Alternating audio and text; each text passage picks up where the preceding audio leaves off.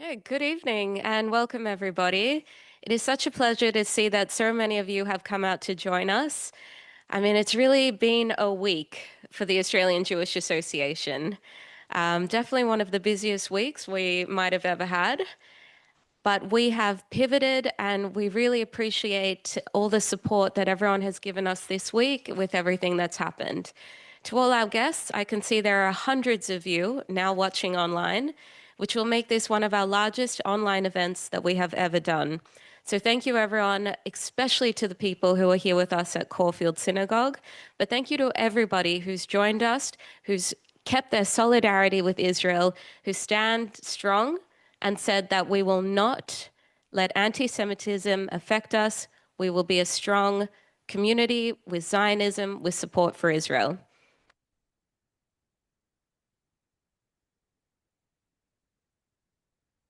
So, of course, we're here to see the main event. Member of Knesset, Simcha Rothman.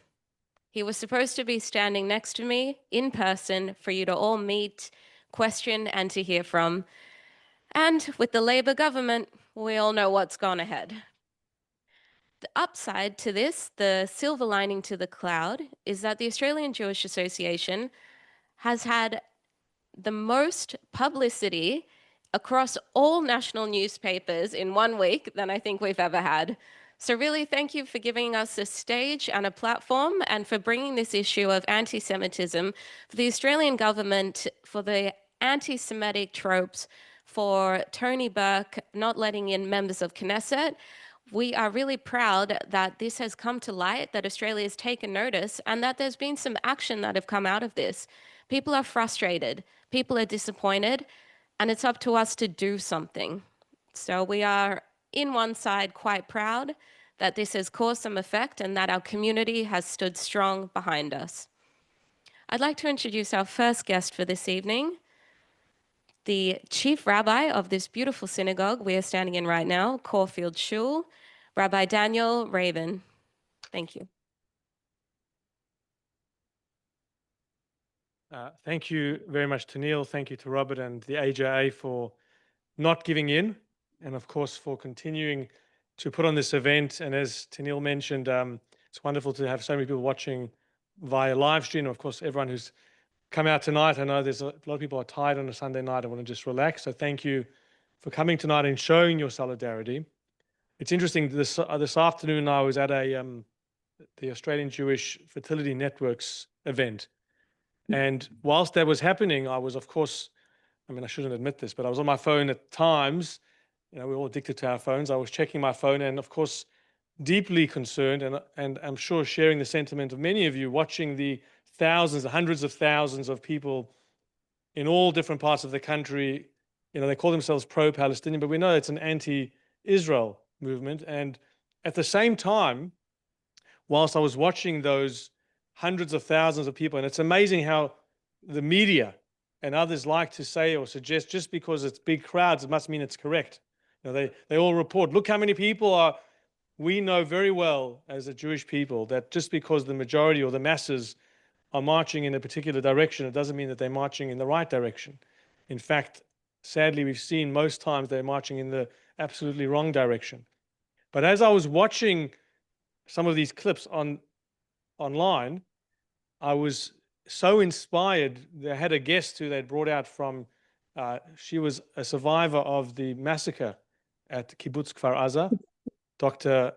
Eli Golan, and she was literally, her and her husband and her child at the time, they've subsequently had a second child. Their home was burnt. They tried to burn them alive in their own home. And she explained that they were really had a choice. Either they could sort of run out their house, but then they were surely going to be taken by Hamas and potentially taken as hostages, or they could try and brave the flames for as long as they could, and hopefully the Hamas terrorists would have disappeared by then. She was burned 60 to 80% of her body, her husband 30 to 40%, and their child about 30%. She was in a coma for 52 days. And today she stood in front of 250 people and said that her revenge, if you like, is that she was there to support an event which was about bringing new Jewish life into the world. And so, yes, we mustn't be naive. And I know that the AJ are certainly not naive. You know, their voice is strong. They speak about the reality on the ground. We cannot pretend that things are just like they've always been. They're not. And the hate is rising, the temperature is rising.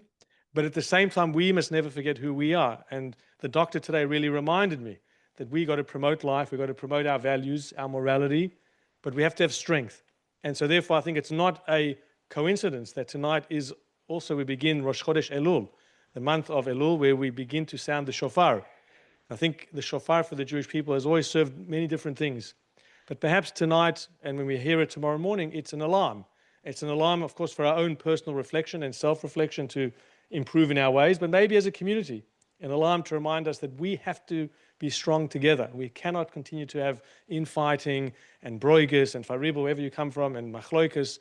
If we are the strongest tool we have is our unity. So whether you do it in your own immediate circles, your own immediate family, wherever it might look like, even amongst organizations, I know we're all trying to be and work together, but we've got to work a lot harder because the enemy is working a lot more cohesively.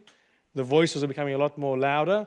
And so I'm really glad tonight we didn't allow the sad events that have caused the minister, you know, the member of Knesset to be cancelled, that we're here.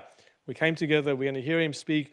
And regardless of your views, your political views, you know, this is a member of Knesset. In fact, the Rabbinical Council, when we had our mission to Israel, had Simcha with us for the entire Shabbat. And honestly, you know, he shared his ideas, his insights into what was happening in Israel. And the media will paint people in certain pictures, as we all know. But the important thing is that we don't give up. We don't let ourselves be cancelled. Even if the government cancels visas, we don't get cancelled. The Jewish people, many have tried to cancel us. But here we are, continue to tell our story. So let the shofar be heralding the sound of, please God, only good things, good news. Let it be a wake-up call for those who haven't yet heard it. Sadly, if you haven't yet heard the wake-up call, you're probably sleeping a little bit too much.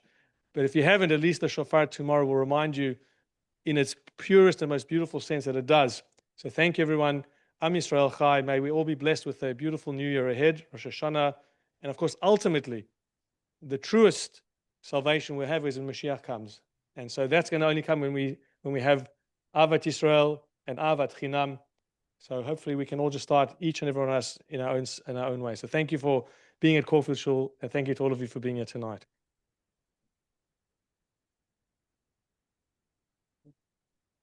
Thank you, Rabbi. So my name is Tennille Murray. I'm the Community Engagement Director at AJ. And a lot of people have asked me, since I'm based in Sydney, with everything that's happened, why we still decided to come to Melbourne. Just to give you a little bit of background, Robert, myself, and Tamir, we were all in Israel, and we had applied for Simcha's visa. He had applied months ago. We landed and had the wonderful news that the visa had been approved and we could go ahead. We quickly put together a series of events across Melbourne, Sydney, Canberra, including a parliamentary visit, and we were quick to action with this wonderful news. The day that Simcha was due to go to the airport to his flight, he received an email that the visa was cancelled. Of course, with that incredibly late notice, we already had our flights to Melbourne, we had our accommodation, we had everything booked, we had everything lined up. So just to give you a little bit of the background why this is such a detrimental experience that we've gone through, that the government took months to approve a visa just to, with less than 24 hours, cancel the visa and Simcha's arrival here. With that, I'll introduce our next guest. He has quite the resume, but I've been told to make it on the brief side. Dr. Danny Lamm, AM. Many of you know him. Many of you have seen him in his various posts. I've got a quick resume here that he is one of the most respected leaders of our community, former president of the ECAJ, former president of the Zionist Federation of Australia, and many, many other communal posts that are still going on. Please welcome Dr. Danny Lamm, AM. Ian came along to support me. Thank you very much. Good evening, ladies and gentlemen. Look, the interesting part of my resume is that I'm the only person who's ever been president of the ZFA and the ECAJ. So I know these organisations really, really well. It's a little disappointing, actually, but I'll get to that in a second. Our rabbis tell us, Elu ve'elu divrei Elokim chayim, that there are different points of view. And in the Gemara, in the Talmud, big arguments. And sometimes they're not resolved. And then they come to a conclusion. We'll get the answer at a later time. It'll come with the rabbi's Mashiach that he referred to. Our history is replete with an understanding that people can have different points of view and they can be legitimate. But I say to you, at this point in time, the world has to see the wood for the trees. Israel was attacked with the intention for annihilation. And not just in act, but that's what they've been talking about. The Palestinian Charter, the covenant, the expressions of Hamas, the expressions of Iran, all these, the Hezbollah, the Nasrallah, all these have said they want to destroy Israel. Israel doesn't have the luxury of standing back, and the UN and Australia and Canada and the UK and France will all be there when the chips are down. So when Simcha's visa was revoked, I wrote to the current president of the ECAJ and to Peter Wertheim and Alex Rivchin and said, gentlemen, I think you need to put in a formal complaint about this. And I did the same with Jeremy Liebler at the Zionist Federation. The ECAJ submitted no complaint. Jeremy Liebler, to his credit, did. He added some gratuitous comments that he didn't agree with the visitor, but there should be a freedom of speech and a right to visit and a right to speak. And then other things followed. And what followed was that Prime Minister Netanyahu sees what we all know to be true, that the Prime Minister of Australia is weak in the sense that he just goes with the flow and the political kudos that he thinks he'll get from certain segments of the Australian population. And Bibi expressed that, and he expressed it from a point, a location where there's a war going on. A previous Prime Minister, Ariel Sharon, and we won't go into all the aspects about him, but one of the things that he said when he became Prime Minister is something to the effect of, what you see from here, you don't see from there. The Prime Minister of Israel is dealing on a daily basis, on a minute-by-minute basis, with a threat to Israel. So which organisation in the diaspora, which Jewish organisation has the temerity to criticise the Prime Minister when he, A, is concerned about us, and B, is appalled by a decision of an ally to suddenly switch the the diplomacy of Australia, the relationship that's existed for the entire establishment of the state since 1947, and I'm just distracted by that guy, since 1947, and is prepared at the General Assembly in September to propose support for a Palestinian state. And so under those circumstances, I think the ECAJ has something to think about in particular. Having said that, I think they play an important role, and I think the Zionist Federation plays an important role. And both organisations have done important things. But I go back to my initial comments and say there has to be room for alternative thought, and there isn't one that speaks for all. And the establishment of AJA, it has been a very, very important contribution to Jewish thought, and not just Jewish thought, and in support of Israel, representing a conservative voice. And I want to take this opportunity to congratulate you, Robert, on your appointment as President and CEO of AJA, to a very quiet fellow sitting here in the front row, Michael Bird. Are you as noisy on the golf course as you are with political comment, but part of establishing, together with Alan Friedman and David Adler and others, the AJA, to Tamir, Vice President, to Tanil. What a big effort to come from Sydney all the way down to Melbourne. Big deal, Tanil. And to Caulfield Shule, which doesn't resile from hosting events by organisations that some other organisations have a penchant for castigating. It's unfortunate. Now, those were all my comments without my notes. So I'll just be brief. And I'll say this, that during the time that I was president of the Zionist Federation, or the president of the ECAJ, under no circumstances would an organisation have expressed some of the things that have been expressed. The criticism of Bibi in particular was outrageous. I would never have sought to give a fig leaf to the Prime Minister, Albanese, for his behaviour. I think he's let us down terribly, terribly, very, very badly. Anti-Semitism is very real, and it's getting onto a broad stage. The demonstrations that took place today, I don't know what the real numbers are. We'll get a better idea in a day or two.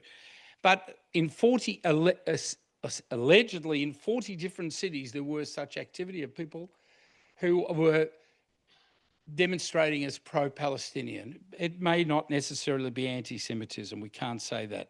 But the fact is, it's an assault on Israel and the future of Israel, because I don't think Israel can sustain having a terrorist group embedded right there in that tiny little land.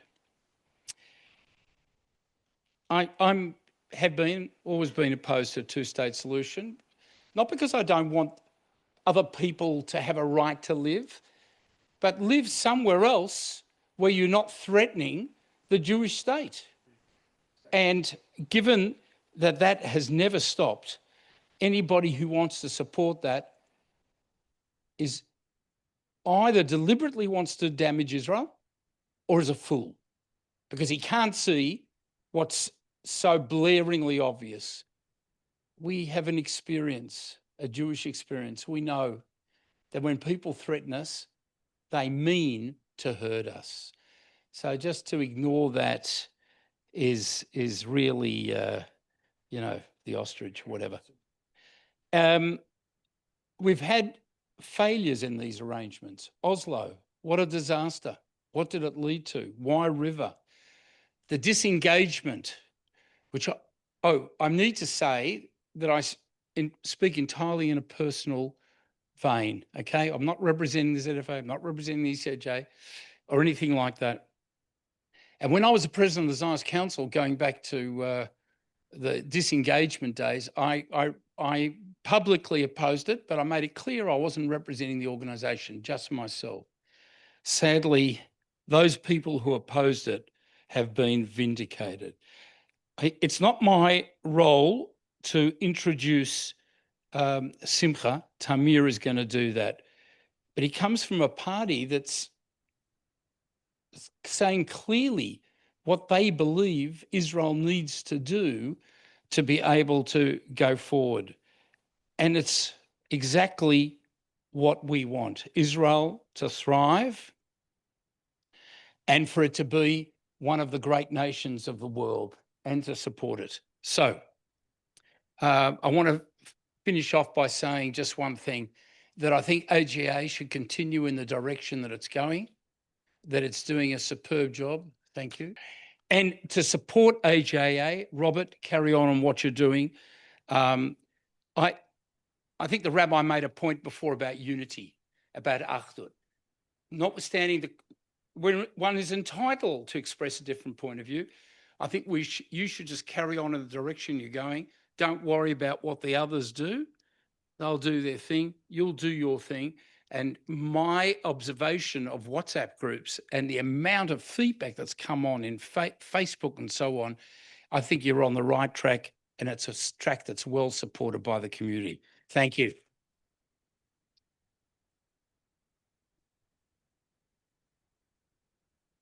Thank you for your strong words, Danny. While some of the communal leadership engage in diplomatic tit for tat, the reality is in less than 2 months, it'll be 2 years since October 7. I think we're really losing sight with these spats in the community and this and that on what is really important, and that is our hostages. I read an article recently that talked about the term bring them home, where that says that puts the onus on us, that puts the onus on Israel to bring them home. What we should be saying is let our people go. This isn't a differentiation between Israelis. These are our people, our brothers, our sisters, Jews. Let them go. Now with that, I'll introduce our Victorian Director and AJA Vice President, Tamir Aloni.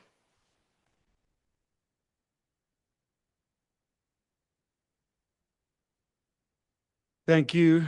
I appreciate it. Everybody, obviously, it's been a hell of a week. I barely got past jet lag to get into this whirlwind, so it feels like part of me is very much still in Israel. And as was alluded to earlier, we had an amazing Israeli visit on behalf of AJA, our first ever mission. It was extremely well received, both by the participants and the people that we met along the way.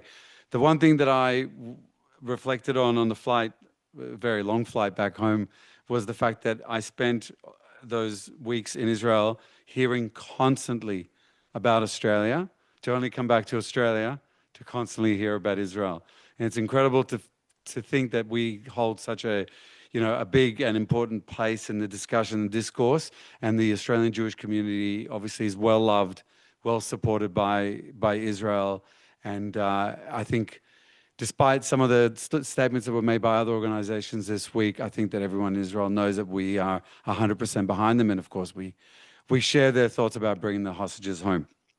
So my job today is to introduce to everybody the guest speaker that was, again, meant to be with us and at a few other events this week that didn't take place. Simcha Rothman is an Israeli lawyer. He's a right-wing activist and a politician. He's currently a member of the Knesset for the National Religious Party, the Religious Zionism, and he's the chair of the Knesset Constitution, Law and Justice Committee. He is a father of 5 children, married, and he's going to be our special speaker today. So I'd like to introduce him. And please, Simcha, if you can join us, that would be wonderful. Thank you, guys.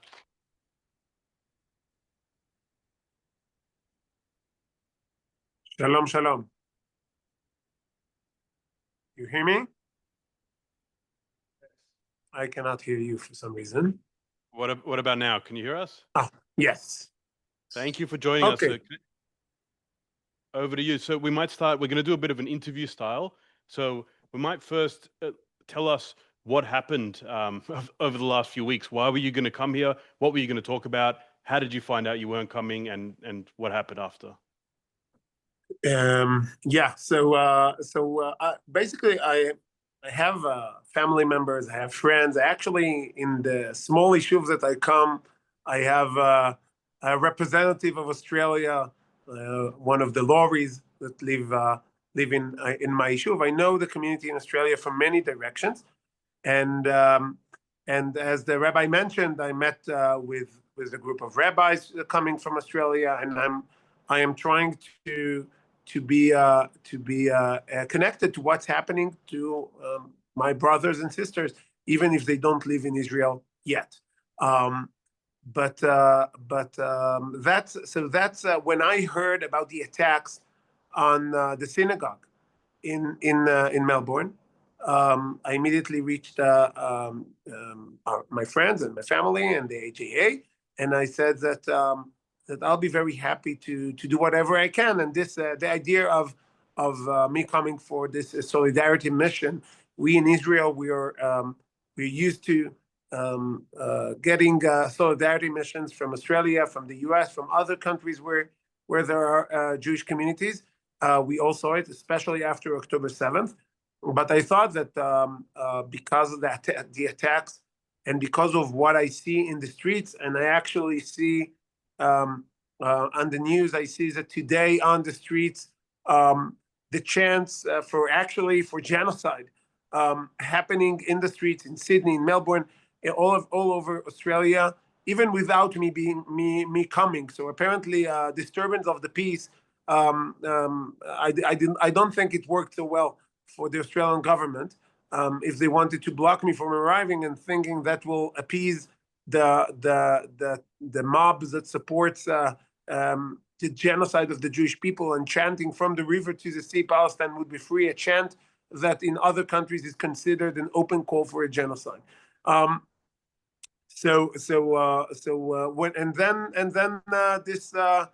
This solidarity mission came into being with the help of the AJA.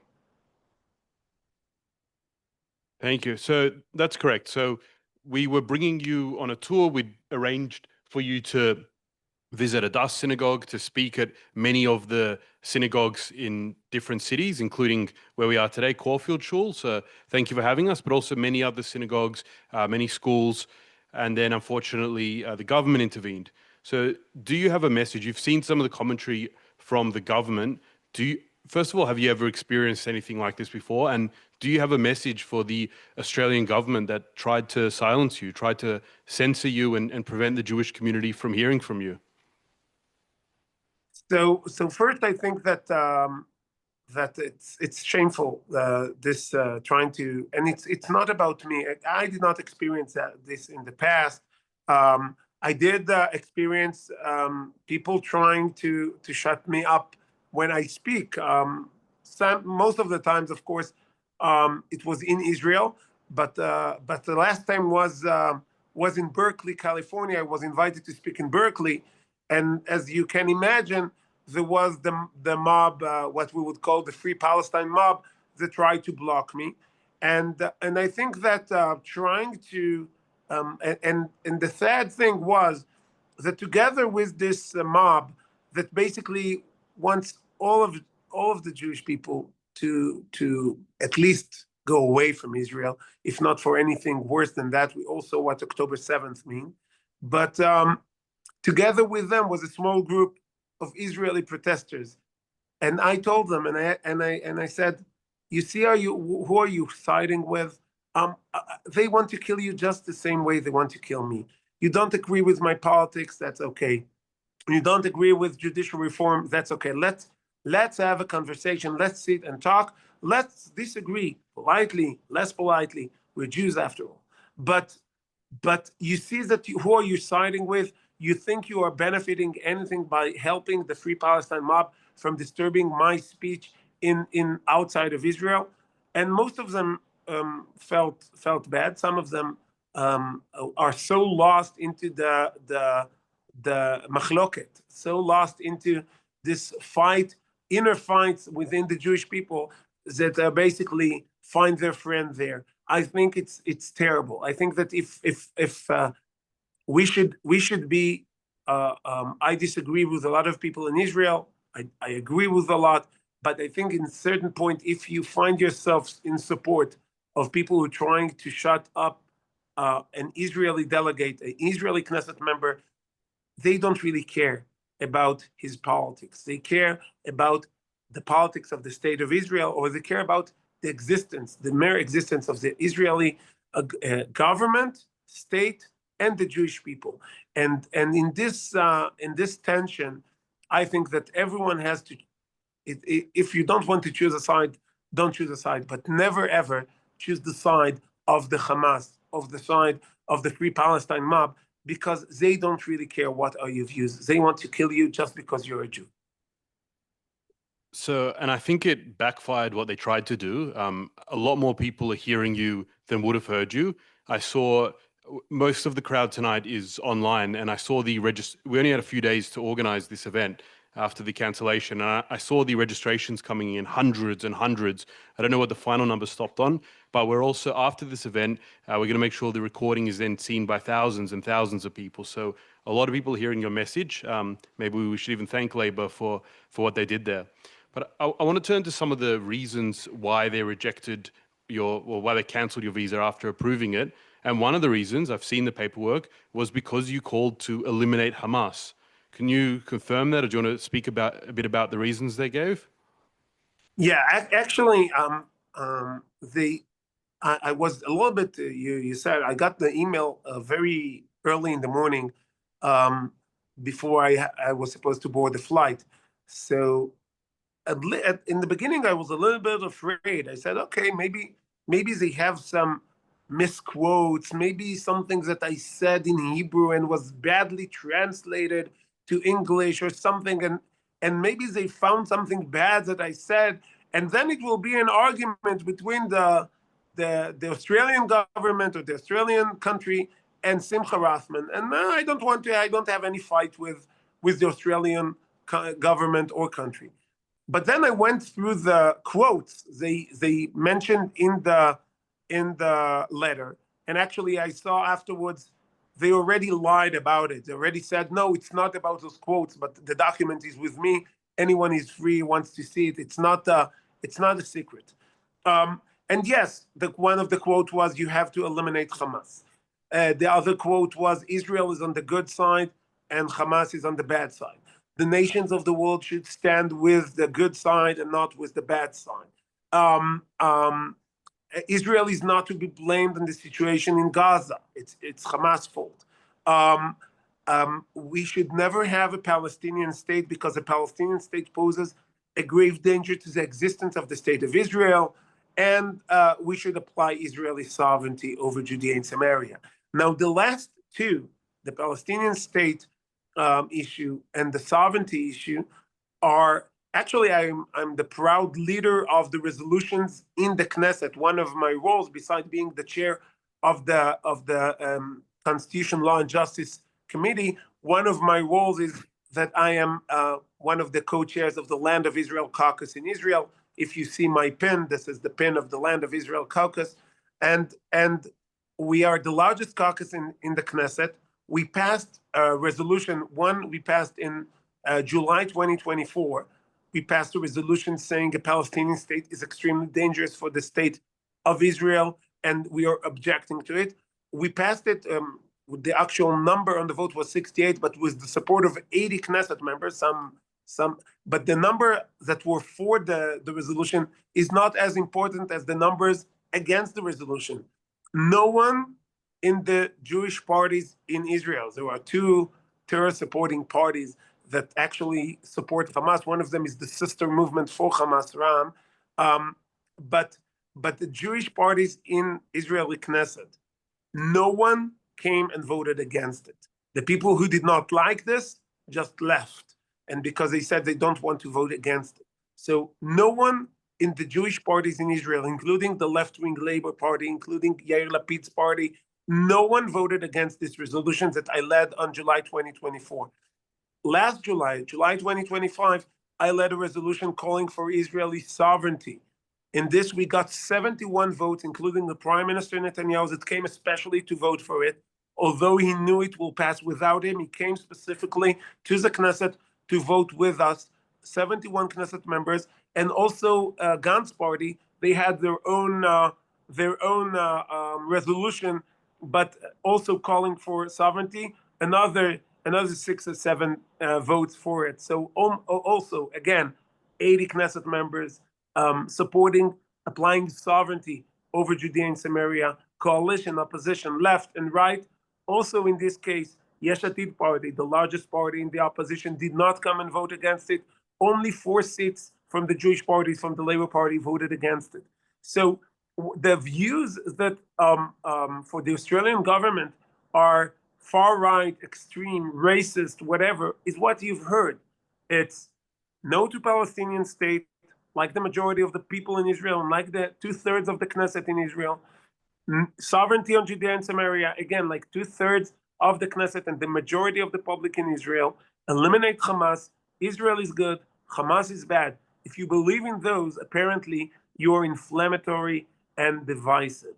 And that's the threat. The threat is not that they take one politician here or one politician there. The threat is that they are outlawing basically the views of the state of Israel and of the most of the Jewish people. So what you're saying is that the vast majority of Israelis wouldn't be welcome in Australia because they share these views. And I'll add as well, the recent polls by the Australian Jewish News show that the majority of Australian Jews are also against the creation of a Palestinian state. So apparently the majority of Australian Jews wouldn't be welcome either under this government. But let's go into that a bit further. So why don't you tell us why you're against the creation of a Palestinian state, why you support sovereignty over Yehuda and Shomron?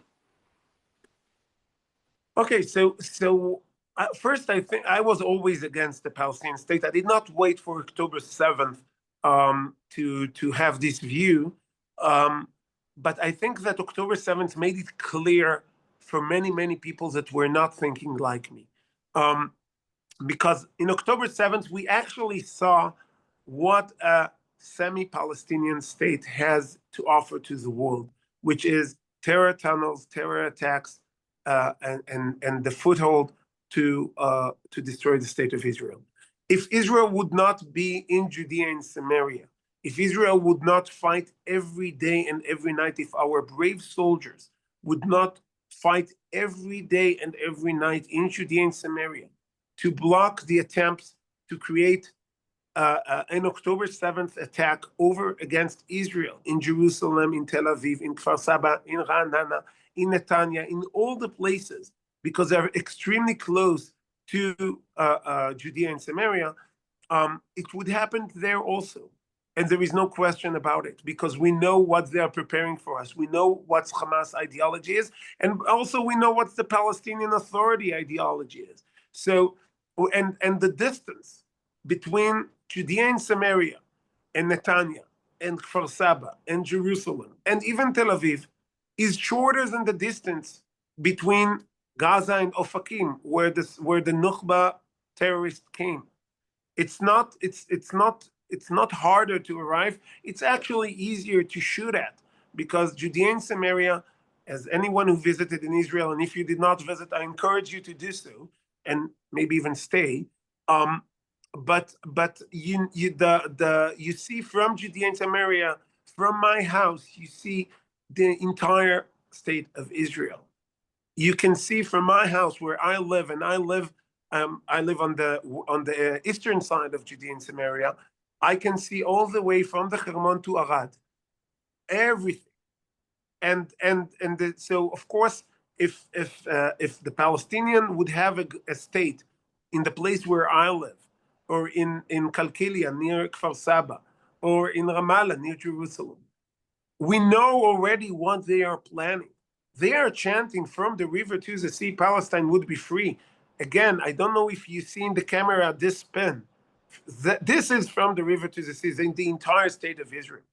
And they are threatening to kill every Jew that existed. They actually done it. We had the Palestinian state actually took over Be'eri and the Nova Festival site and Nir Oz. The Palestinian state took over for a few hours. Not a lot of people survived it. Many people were taken hostages, and I'm of course joining your prayers to their safe return as soon as possible. And we know what they're gonna do. They say it openly. They teach it in their textbooks. By the way, textbooks that the Australian government has paid for. They teach to kill every Jew. They make terrorists as the heroes for the children. We see it. We hear it. So why would anyone in his right mind will start a terror state near his borders? No one will do it. And the people in Israel understand it.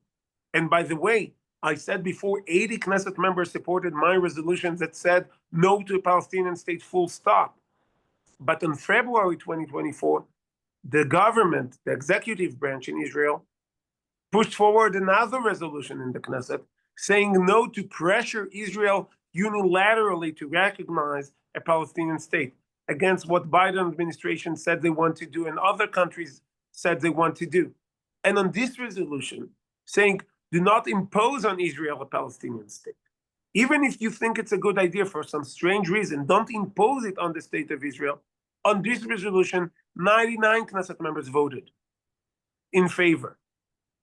So there is no one in Israel, almost, besides, only if you look on the far, far left, there is no one in Israel that is agreeing on pressuring Israel into a Palestinian state, on a unilateral recognition of a Palestinian state. So how can someone say, I'm a friend of Israel, I'm supportive of Israel, but I want to to shove a Palestinian state down the throat of the citizens of Israel, stating their views in the most democratic way? That's not the way for friends to treat their friends. So when someone says, I am a friend of Israel, and I want to unilaterally recognize a Palestinian state, I say one of those declarations are a lie. There you Is go. a lie. And just a small sentence about sovereignty. If you say there is no Palestinian state, and we know this is the homeland of the Jewish people, this is our ancestral homeland. We are called Jews because of Judea. What shape does the state of Israel will have if it does not apply Israeli sovereignty over the homeland, over Hebron, over Shiloh, over Beit El, all those names? We know it from somewhere. We know it from our Torah. We know it from what we learned. So to say, no, we will have an Israeli state, but we'll keep what's part of Israel, the heartland of Israel, we will keep it out. For what? Oh, for maybe one day we'll have a Palestinian state? Seriously? The vast majority of the public in Israel say no to a Palestinian state. Why would we have this no man's land that we know what's happening there? We know the terror that comes from there. So we need to apply Israel's sovereignty. We need to make sure Israel is safe. We need to make sure that Israel exists for the entire Jewish people in Israel, in Australia, in America, in Europe, everywhere, because this is the home of all the Jews, and this should be a safe home for everyone.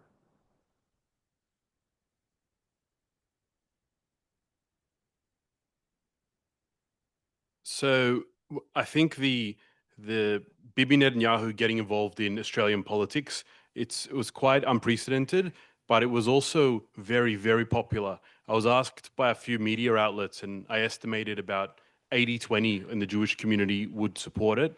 I'd never seen an image as widely shared as in the Jewish community as his description of Anthony Albanese as weak and all these other terms. But as I said, it was unprecedented. So does it represent, along with some of the other actions like revoking visas, we've seen Israel now building in the E1 area, and I know we spoke earlier this week, and I spoke to others in the Israeli government, and I was pushing, why don't you declare sovereignty, as you mentioned, if these countries go ahead in September and recognize a Palestinian state. So can you let us know, does this represent a change in Israeli policy? Do you have any hints about what might be coming up in around September time, and what are Israel's plans? So, of course, I think that the response from Minister of Foreign Affairs Gideon Saar and from Prime Minister Netanyahu was the right kind of response. It's when the Australian government is basically telling Israel, your views are unaccepted by us, and basically blaming us for our views. It's not even for our actions. As the letter clearly say, your views are not welcome here. As Minister Burke said, your views are inciting and are incitement, and they are inflammatory. And there is a danger that if you will come to Australia, you will say in very inflammatory things that like we have to eliminate Hamas. So interfering in our politics by the Australian government, that's a given. So I think the response was at place, and I think I think there will be even more response if any action will be taken by the Australian government towards the Palestinian statehood, because the same way we will never accept. I don't think anyone in Australia would accept situation when Israel tells the Australian government you should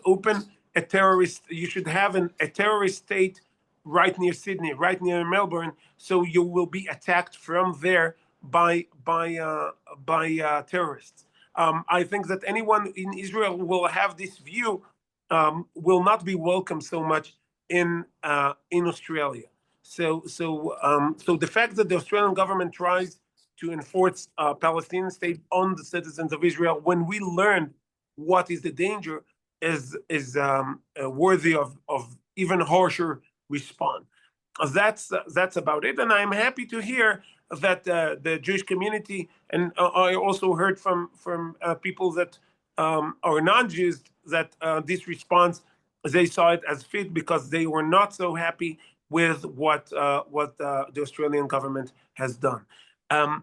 But also, I think that if someone is approaching you, whether it's someone from the community or someone from the Australian government, and tell you I am supportive of a Palestinian state, I think you should be asked a very simple question.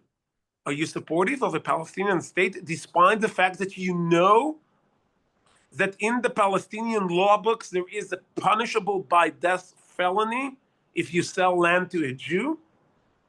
Are you supportive of this kind of state? Are you supportive of this kind of state if a Palestinian state, after you know that in the law books of the Palestinian Authority, they are paying salary, what it's called pay for slaves, they are paying money.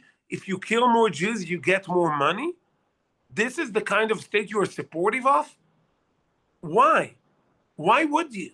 Why would anyone with a conscience would be supportive of a Palestinian state when he knows what a Palestinian state means? So I know that there are some Israelis, very small minority in Israel, that are supportive of a Palestinian state for their own reason. Let's debate with them. But anyone who is trying to pressure us into this should give a very strong answer and should have a very good reason why is he supportive of forming a state, a Palestinian state, when he knows that they have Nazi-like laws already today, when they are dependent on Israel, when they are dependent on the world. They're not ashamed to have this kind of laws in their law books, in their textbooks. They teach to kill all Jews. So, what kind of state are you hoping to achieve? So let's ask a question about the relationship between Australia and Israel. I saw a clip from a few months ago where you started one of your committee meetings speaking about Australia, speaking about one of the recent attacks that had just occurred. So how has the reputation of Australia changed amongst Israelis? Are people aware of what's going on? Are people talking about it? So I have to say, you say people, some people, yes. People who look on what's happening outside of Israel are aware of. I am very worried, by the way, not only from what's happening in Australia, what's happening in the other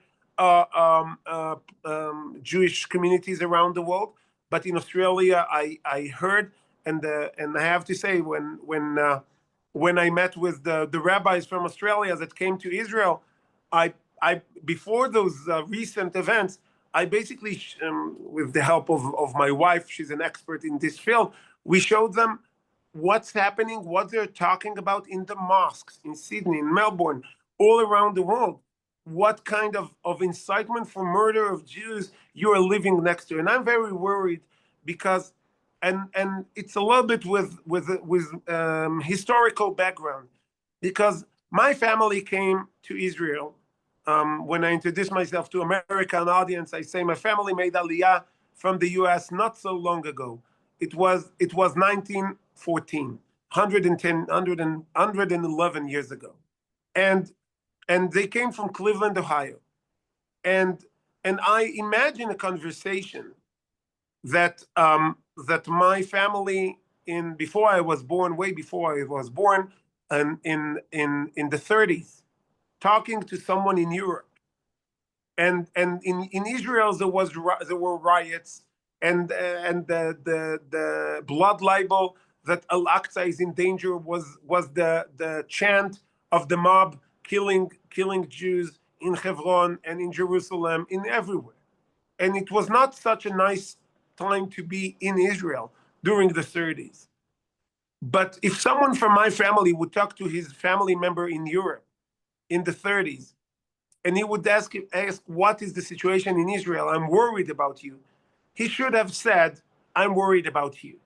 I am worried about what's happening to Jews all around the world. The rise of anti-Semitism. We see it in campuses. We see it in mosques. We see it in the streets. You saw it today on the streets in Australia. And I'm worried because we know that the Jews serve unwillingly as the canary in the coal mine. And when we said after October 7th, we said if nothing is to be done against those jihadists, the West is next. And I think we see today that the West, in the situation of Australia, the South is next. And we have to be united. We should never allow for people to try to split us and say, oh, I disagree with you on this, I don't agree with you on this. It doesn't matter. The danger for Jews in Israel and all around the world is coming from the same source. And when we attacked Iran, the Chancellor of Germany said that Israel is doing the dirty job for the entire world. It's something that we should learn. I chose the example of the reaction of the Chancellor in Germany with we remember the way Germany was in the 30s. But we know today that people in Germany understand what purpose the state of Israel serves for the entire world. And we know, and you know, what the purpose of the state of Israel serves for the Jewish communities all around the world. And we should be strong for you, not only for our sake. We should be strong also for our sake, but we should be strong for you. And we should never be silent when you are under attack because of this anti-Semitism. And I think you might be happy to know, but the amount of people talking about Aliyah that I come across, that AJA come across, I've never seen it before. So I know these kind of things take a while to show up in the statistics. Now people are in the talking stage, but yeah, it's definitely a major issue for the Jewish community. I'll just turn to one of the issues you're best known for, and that's judicial reform. And I'm pretty sure that was also cited as one of the reasons by the government banning you, which is crazy because no one in Australia would know about it. And I couldn't imagine Israel banning Australians because of some internal constitutional issue. But do you want to just very briefly tell us what the government, what you were hoping to achieve, what you're still hoping to achieve, where it's at now? Okay, so judicial reform in Israel is something that I've been talking about for more than a decade, and other people in the academia, in politics, were talking about it for many years, because Israel was started as a, like, I would say, British-like system, when the court is not interfering in parliament, in the acts of the parliament, and but is doing the court can do judicial review to preserve human rights, to second guess the executive, and it worked for many years. And then the court suddenly started taking the power to cancel Knesset laws. It created a big problem with the lack of democracy, because we don't appoint our judges in a way that other countries would call democratic, not in the way Australia appoints their judges, not in the way New Zealand appoints their judges, of course the US and Canada. The judges in Israel are being appointed in a quote unquote professional term, but they're actually dealing with politics once they are starting dealing with legislation. So a call for judicial reform is something that has been done for many, many years. I think that the court, when dealing with politics, is neglecting his extremely important role to defend human rights. Because once it goes into politics, then human rights become politics also.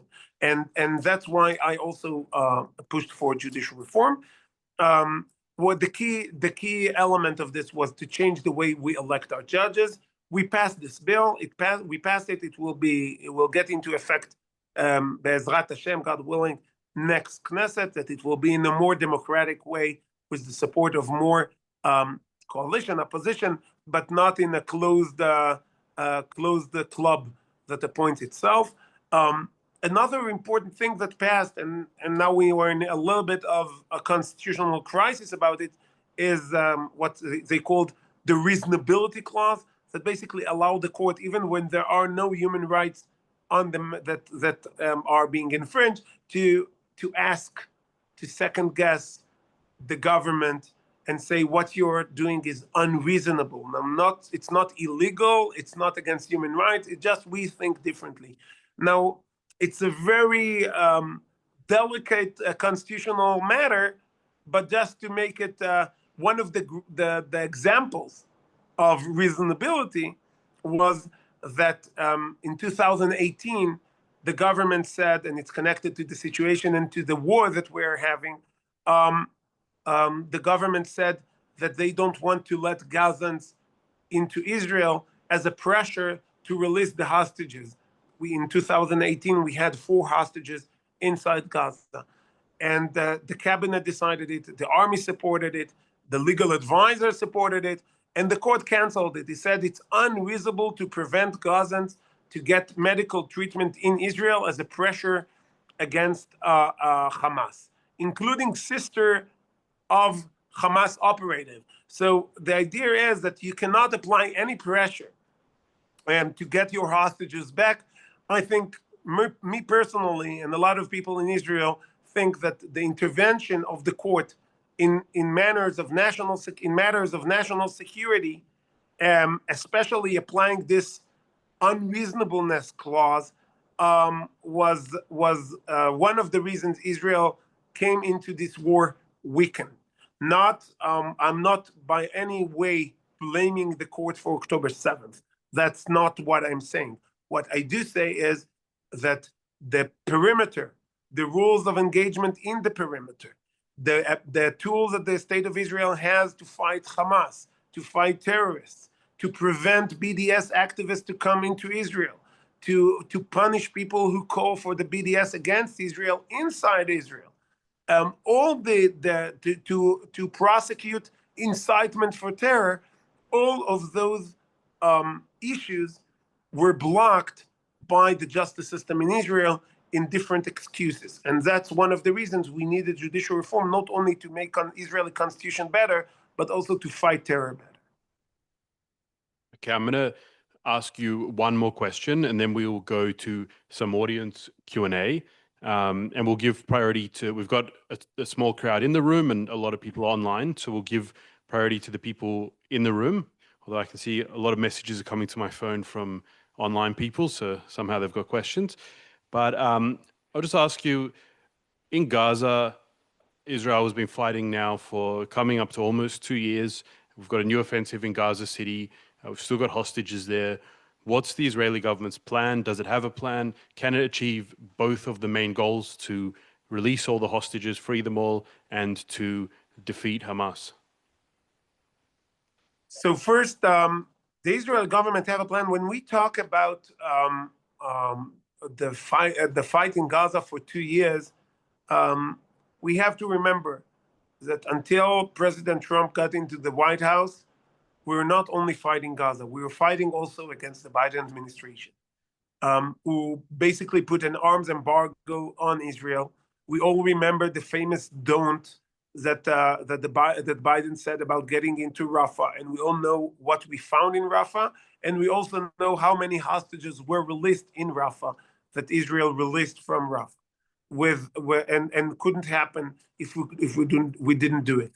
So in reality, we got the arms embargo off Israel when Trump got into the White House. So the war is long, but the way it is longer because of this intervening by the Biden administration.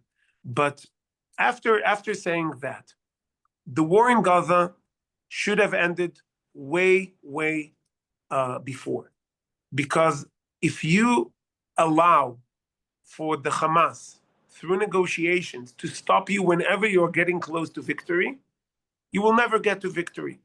I think that what Prime Minister Netanyahu said in the recent 2-3 weeks is exactly that. I think what President Trump said in the recent weeks is exactly that. The only way Israel will be able to get all the hostages and make sure that the goals of the war are being achieved is by taking over Gaza Strip entirely, not leaving Hamas there. If Hamas wants to negotiate a surrender deal, by all means, that's what Netanyahu offers. I really hope we'll not stop again, because every time we stopped, we just made the war longer. We just made some of the hostages stay for long.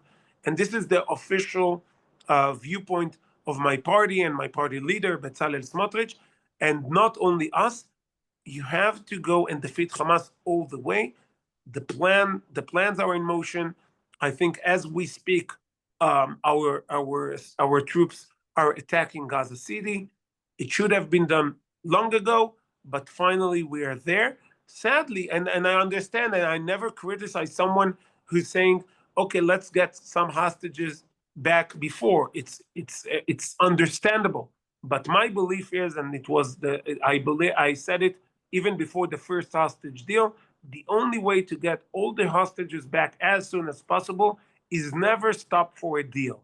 Always go until the end, basically like what President Trump said. Tell the Hamas, return all the hostages, and if they don't return, open the gates on hell on them until they return all the hostages, full stop.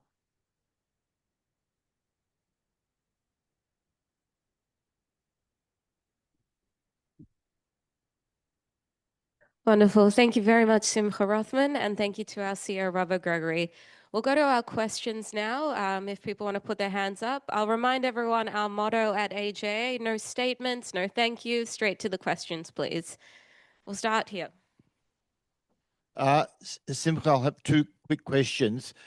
Since the war started, the pressure from day one has been on Israel.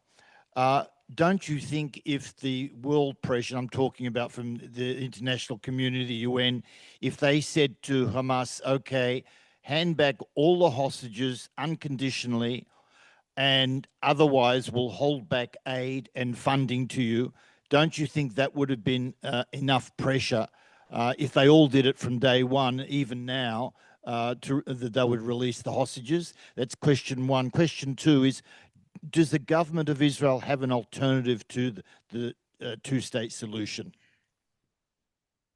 Okay, so the first question, of course, I think that the international pressure should have been on Hamas, but I think that if this would be the case, the hostages would be out already, and I think that pressuring Israel is a mistake, is a grave mistake. And we already paid a very heavy price for caving a little bit under international pressure. We did not have a lot of choice, but we did it, and we paid a heavy price. And I think not only we in Israel paid the price. I think the Jews all around the world paid the price, because the ongoing war is one of the elements that creates opportunities for our enemies to attack us also as Jews around the world. And also the civilians in Gaza suffered from this also. Basically what the world is, and that's actually one of the quotes that was, there was all the quotes in the letter I got from the Australian government was right, beside one who was just not a quote by me, it was a quote by the journalist. I never said that children in Gaza are our enemies. I did not say it. I said the Gazans are our enemies. And I said, and it was an interview, when I said it, I said, if you care about the situation of the people in Gaza, let them go and don't be aiding and abetting Hamas to use them as human shields.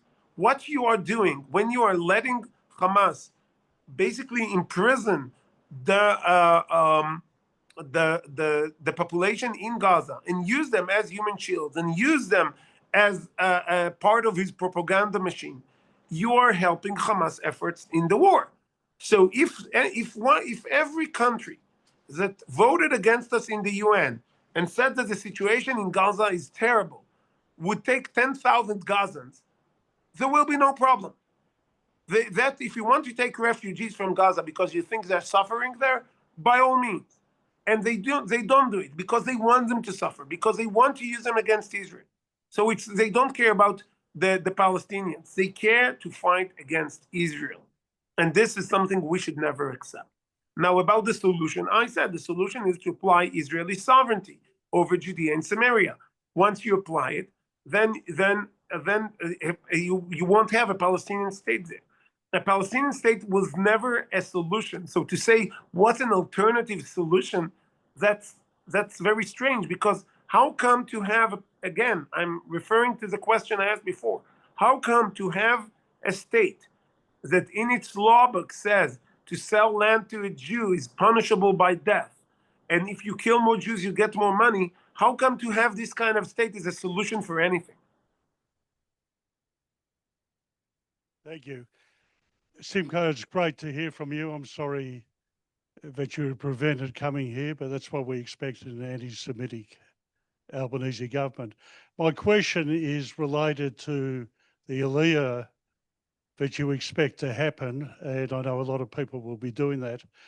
I also look at an alternative that a lot of Jews will also want to go to America. And my question is, should we be lobbying, or people with your expertise, for America to introduce a blanket asylum for any of the 120,000 Jews in Australia who are under imminent and increasing threat, that an asylum would allow the people who want to go there to obviously go to America, probably in the form of a presidential order, I would expect. But have you got any ideas on that? So of course, I would say you would put me in a conflict of interest, but not. I don't see any conflict. It's very clear and very simple. Israel is the asylum for Jews. It's the safest place for Jews in the world, and any other place is temporary. I think that, of course, sometimes there is a need for a temporary asylum. That takes time, but the state of Israel is open. That's not the case today. Baruch Hashem, we are not in the situation we were 80 something years ago. We have our own state, and every Jew is welcome there. I think that Israel should do way more to make it easier for people from Australia and from the US and from other countries to come. I think one of the projects that my party member, who is the Minister of Aliyah, Ophir Sofer, is working on, is to do exactly that. I also have a legislation concerning Social Security special arrangement for American citizens that come to Israel.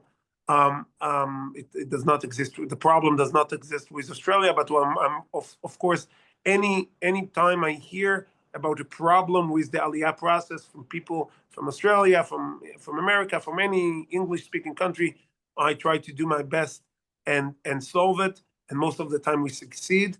And I think Israel is the asylum for the Jewish people. And it's not only an asylum, it's also the place of destiny of the Jewish people. It's the homeland of the Jewish people. Everyone is welcome here. Everyone should be welcome here. And we hope, of course, you will come. You won't need anti-Semitism to come, but we don't check for reasons. You are our brothers and sisters, and we love you, and we're waiting for you here. Beautiful. Simcha, thank you for your time tonight. So a couple of questions. Obviously, our holy soldiers are fighting the real physical battle, and we pray for them every Shabbat, every day. Obviously, in Chutz La'aretz, as you know, and you've been keeping an eye on what's happening around the world. The hate is rising. The propaganda machine against Israel is louder than ever. But the question is, it would be great to get more support from Israel to help us. I'm out there every single day online, and many others here defending Israel. We believe in the morality of Israel, of the IDF, but Israel's not making it easy for information for us to share. So, the claims of starvation, why are your government not providing us with ammunition to actually show that there's no starvation? Why, when they say that international media are not allowed into Gaza, why don't you guys do something about that and give us the tools to show the world that Israel is a moral country and it doesn't have a policy of starving children? It would be great if the ambassador would give us that, or you guys. I just think the noise is so loud, and yes, maybe they won't even believe it, even if you did do that. But certainly it would help us if you could provide us the information that we need to answer all the lies that are happening. Okay, so first, of course, and one of the reasons for me to come was exactly that, to answer questions, to have information, and to have point of contact whenever this kind of lies arise. But you have to understand, there is a website of Israel. There is the formal accounts of the Ministry of Foreign Affairs and information. And the UN lies and says only 2,555 trucks came, and when it's actually the number is 6,000. And how many? There is a website saying exactly how much food got into Gaza, and the information is out there. The main problem is in the world, first, that plain antisemitism. It's some of the people who attack us. Of course, we can try and make it more accessible in its communities, and the ambassador, and I know that something about the New York Times that apologized, of course, just to make another line the next day, was the work of my friend, the Consul General in New York, Ophir Akunis. So we are doing it, but you have to understand, there are about 1 billion Muslims in the world that will share every lie, doesn't matter how clear a lie is it, and it is, and you can try to if you will try to answer all the lies that are being spread on Israel in a timely manner, you cannot have anything else being done. I think the best solution is to just win the war, because to fight the next lie, of course, Israel is and should make the information more accessible. And again, one of the reasons I wanted to come, and one of the reasons I come to United States a lot, and I'm speaking to students in campuses, and together with me, other Knesset members from coalition and opposition, is to make this information widely known. But the main problem is there will always be another lie. And the main problem is actually the lies that are being spread, sadly, by Israelis. And those are the kind of lies that are very hard to fight. Even today, this headline of this morning, when we know that the pictures of the starving children are lies, we showed it, we debunked those lies. We showed that there are people that are suffering from disease. We see in the picture, you see in the pictures that the mother is well fed and the child, his skin and bones. And it's not because he does not have food, it's because he's sick. And there are sick children in Gaza, of course. So we showed it. This same picture was today in Haaretz, in Israel, spreading those lies. Sadly, we have people in Israel, sometimes also in Jewish communities outside of Israel, but I'm dealing with Israel, who are helping to spread those lies.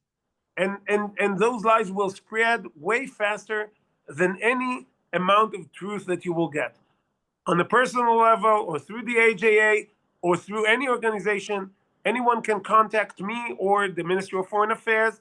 That we have a website, we have all the information about food into Gaza, no starvation, simple website with graphics, with everything.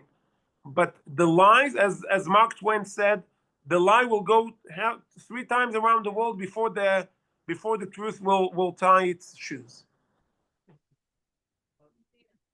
Simcha, you would know that we are bombarded daily in the diaspora with claims of illegal settlements in Area C, or illegal settlements in Judea and Samaria, and they always mean it's Israeli illegal settlements. Could you tell us, please, with your legal expertise, what is the status of Judea and Samaria, particularly Area C, today?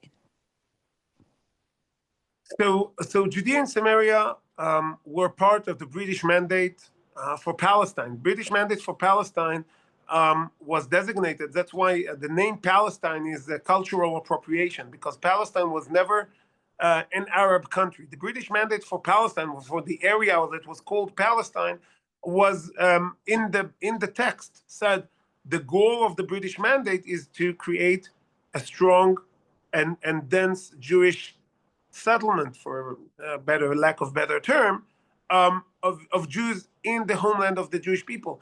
This was designated to be part of the state of Israel, to be by the British mandate for Palestine. And then it was torn off during the war in 1948, and it was illegally annexed by Jordan. Only 2 countries recognized this illegal annexation, which was, I think, Pakistan and Britain, and the rest of the world did not recognize it as legal.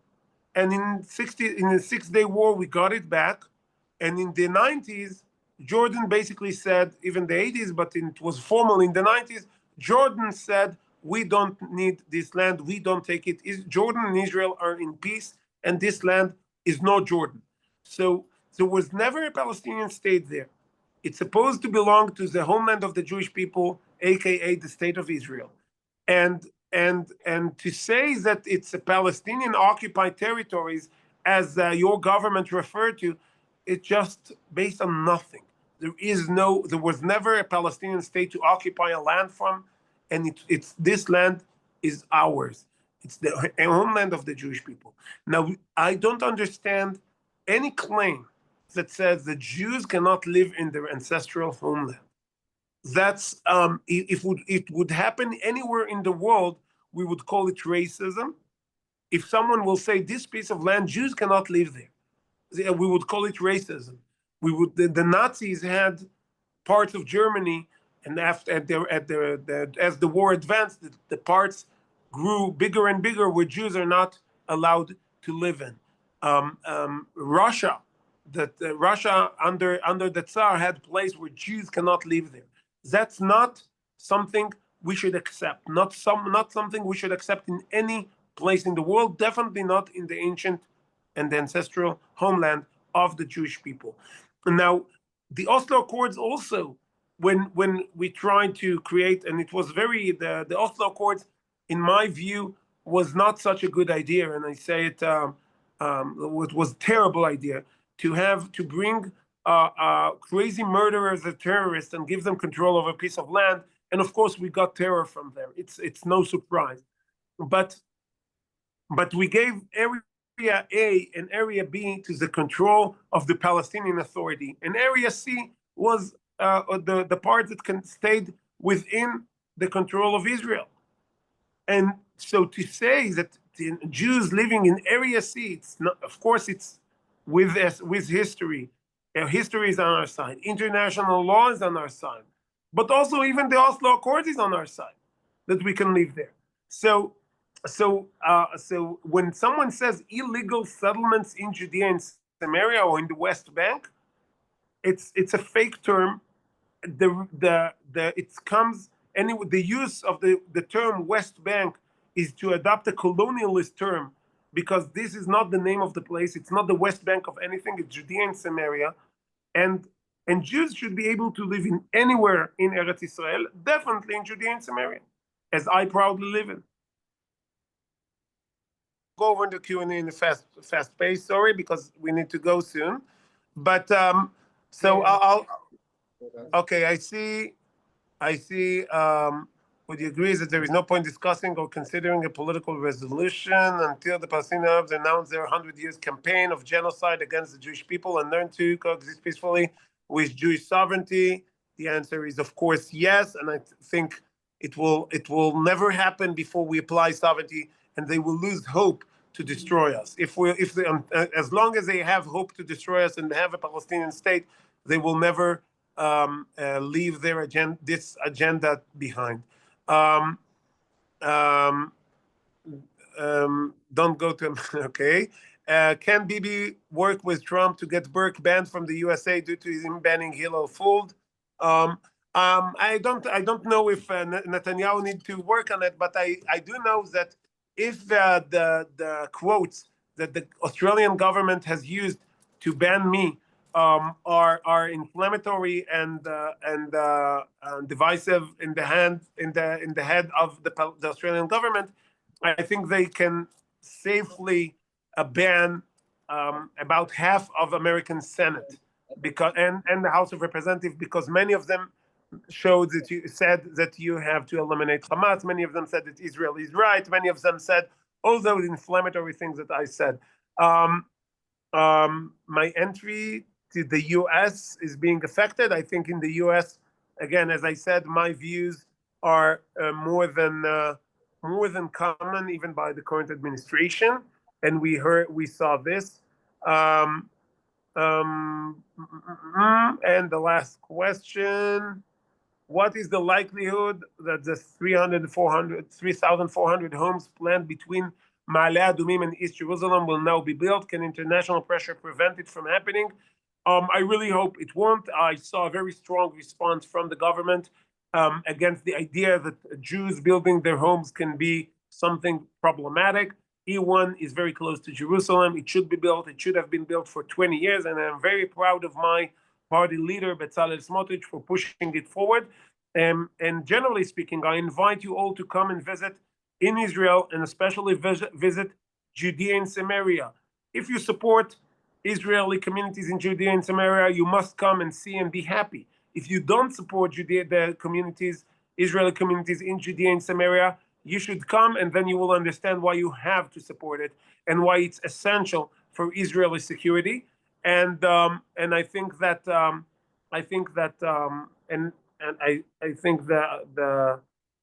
we still have the problem in the shul, but I need to leave soon.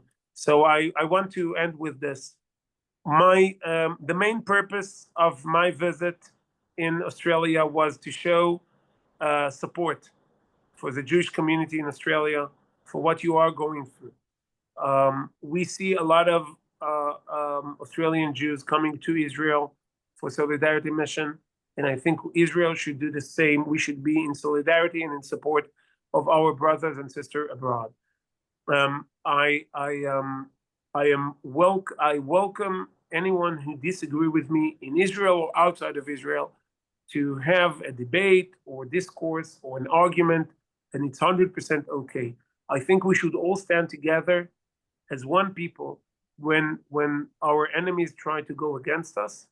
Doesn't matter what we think about each other in the fight, because we know from history that it never helped. It never worked for anyone who has tried to distance himself from part of the Jewish people. We are now almost on the most far away day on the calendar from Purim, but we all learned that what has been said by Mordechai to Esther, אם החרש תחרישי בעת הזאת, רווח והצלה יעמוד ליהודים ממקום אחר, ואת ובית אביך תאבדו. When we are under attack, we should stand together, and anyone who thinks that with his connections or with his friends in the government or in the leadership or whatever, he will be safe. History taught us that that's not the case. It was long time history. It was during Purim. It was in Europe. It was in the U.S. It was in the U.S. just recently when the people who marched together with the Palestinians all around the U.S. Protesting against us, against the government in Israel, against Israeli policies or whatever. They saw on October 7th the same people they marched with for any human rights, women's rights, whatever was the cause, they marched with them. But when Jewish women were slaughtered near Gaza, their friends were not there. The Jewish people were for them. The Jewish people from Israel, the Jewish people from outside of Israel, we should all stand together, and we should together, Be'ezrat Hashem, we will win, and Am Yisrael Chai. I really thank everyone who arranged this event, and the AJA and the Shul, and there are so many people. If I will go over all the names of the people who took part in it, it will take another hour. But I really want to thank David and Robert and everyone who had anything to do with this event. And I have to thank also the government of Australia, because as Robert said, I don't think as many people would get my message if not for them.